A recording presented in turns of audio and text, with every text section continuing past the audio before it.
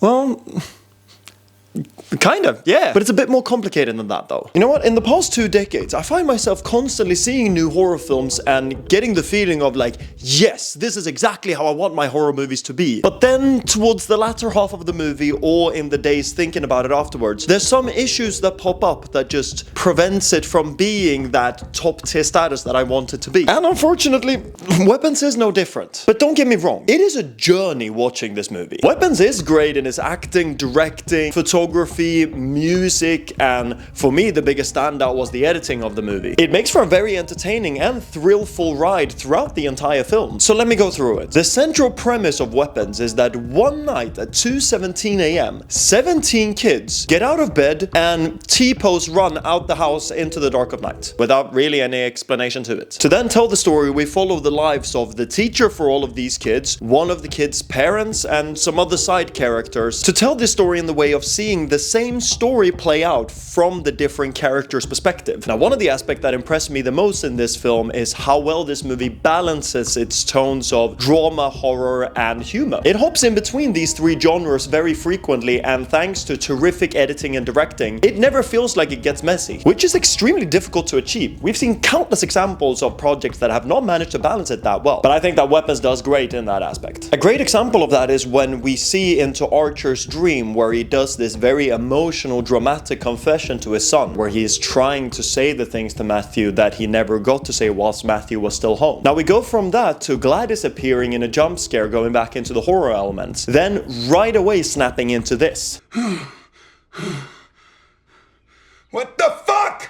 Which left me laughing for quite a while afterwards, because I not only think that it's very funny, but it also just feels so appropriate. Like, after this, the only response you could give is just, what the fuck? Now, all of these characters in the movie is quite easy to get attached to. Despite it being a very traumatic and difficult situation that we're in, all of these characters are acting in a very realistic way and how you would expect someone to react in this situation. We start off following the character of Justine, which is definitely the girl who is in the most hot water from this situation, being the class's only teacher and also having allegedly a shady past to her. Now, in a lesser film, I think they would have written it in a way that people became unreasonably mean towards Justine in this situation. But if you think about it, all of the information that the parents have is only that all of the kids in this one class ran out in the middle of the night willingly. Then the teacher apparently isn't talking that much to the police, and she also has a history of being inappropriate in schools. Having all of this information, I think it's very reasonable to be sus of this specific person. Now, if we were to look at the characters and also the central theme and title of the movie being Weapons, I think that comes from the characters losing control or being controlled by an aspect of their life and how that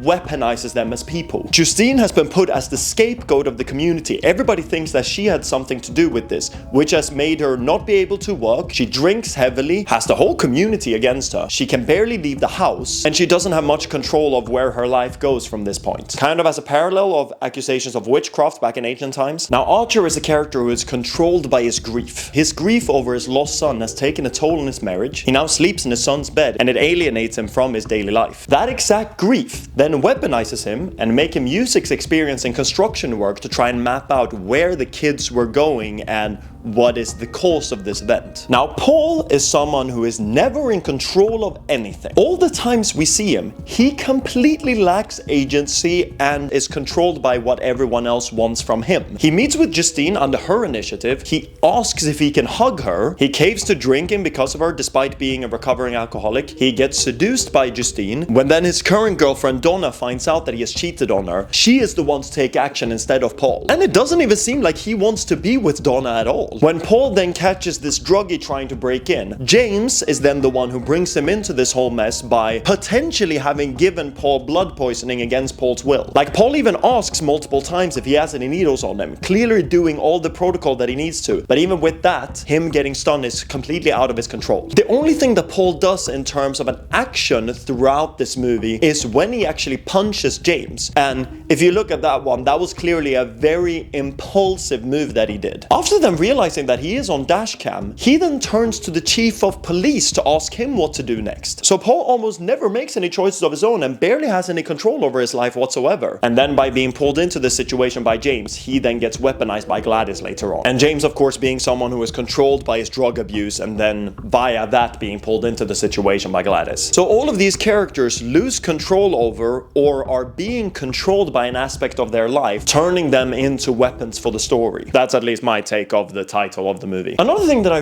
really like about this movie is how they handle exposition. This script revealed information to us in the audience very well and in a very tasteful manner. A great example of that is when Archer visits this other kid's parents who also have the doorbell camera footage of their kid running out. Now this parent is clearly quite apprehensive towards Archer. We don't really know why as of right now. Then when Archer meets the father, he is not necessarily apprehensive, but he's almost scared of Archer at this point. Archer then gets the information that he needs, very much to the wife's dismay, but we don't really know why that is as of right now. Then later on down the movie, we realize that Matthew was a huge bully towards Alex, which, you know, putting two and two together, it's very possible that Matthew maybe bullied their kid as well, without even Archer knowing about it. This kind of exposition happens all throughout the movie, and to be honest, I kind of adore it. Now, my issues with this movie of why it's not the great movie it could have been, or the great movie I wished it would have been, kind of lays with Gladys. Despite being a very interesting premise and also being fantastically portrayed by Amy Madigan, her character is supposed to be what wraps up the entire mystery of this film. And to be honest, I kind of feel like she raises more questions than she answers in the movie. So she can control people via taking some of their belongings, wrapping it around this twig.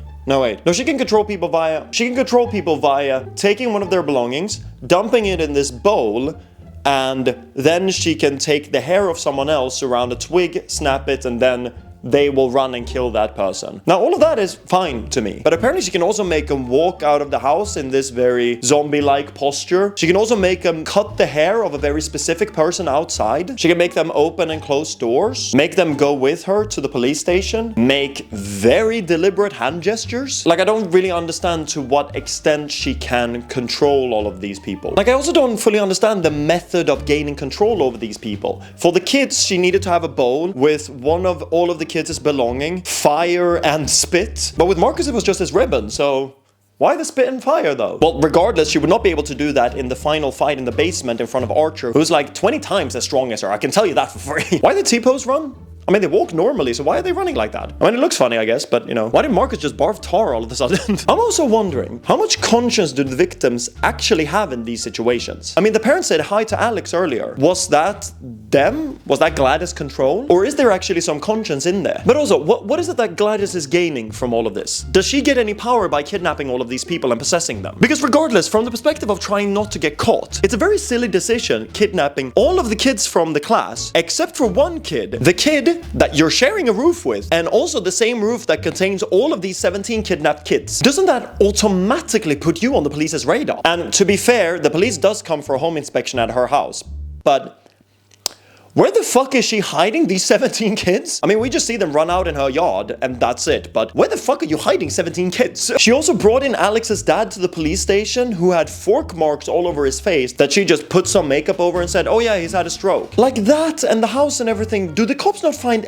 any of this suspicious? Now, the finale is quite cool. I like Paul kind of luring them in. I like that Archer has to take out James over and over. Again, a great example of this movie being fantastic at balancing the tones of all of these scenes. And I love the moment as well where Paul is holding up Justine and Justine just have to reach for the closest weapon that she can find. She finds a peeler and starts to peel his face. It is initially quite funny because it's so out there and so ridiculous, but it is also very realistic for the characters to do in this scene, and it leads to a very powerful and efficient moment where she has to take his gun and shoot him in the throat, which doesn't work, so that she has to actually shoot him in the head. That entire sequence is super efficient. But after Gladys takes control of Archer in the basement, somehow, she then makes Justine the target. But how? I mean, I know that she took Justine's hair earlier, but I would have assumed that she used all of that when she used her as a target on Marcus. Like, I just find it a bit weird that she would have saved some just in case. And does she have like a bunch of them saved in her pocket that have like labels on them of which hairs they are? But also during this entire final fight that I do still like, I mean,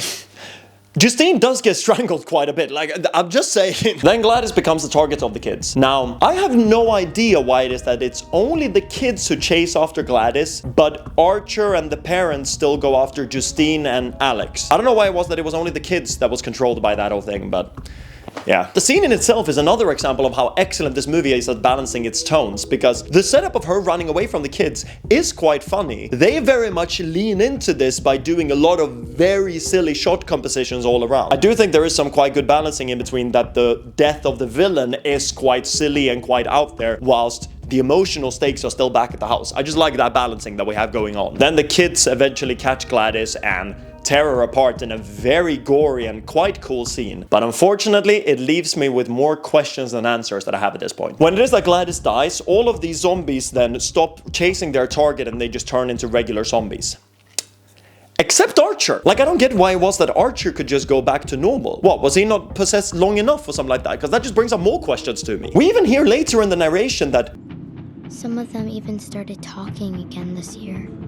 What? What does that mean? Why is it that this whole thing just affects people differently? Yeah, there's a lot of mechanics around Gladys that is kind of leaving me with a lot of questions in my head, and it's kind of preventing me from enjoying the thing fully, because I also watched it a second time today, and there was just a lot of questions that was popping up where I'm just like, I don't get how these things work. But setting all of that aside, the movie is fun as fuck. Like, the thing is, don't get me wrong, all of these things is what is preventing me from reaching that level of greatness that I wanted to be at. But it's still good. Like, I still want to give it like a 6.5 or 7 out of 10, because the good parts of the movie is fucking fun. It's fantastically edited, acted, and directed. There's a lot of screenwriting elements in terms of thematics and characters that is really, really, really strong. That's just some of the things that kind of preventing it from getting that final push through to greatness. But yeah, it's out on streaming right now on HBO Max. So I'm assuming most of you that have watched this video also have already seen the movie. Let me know what it was that you thought of my takes and the actual movie down in the comments as well, and you can also check out my previous videos. Just last week I did a video on Stranger Things that have left me getting quite grilled on TikTok because of the bad takes I've given on the entire thing, so you can check those out over there. But otherwise, thanks for tuning in, and yeah, talk to you next time. See yas.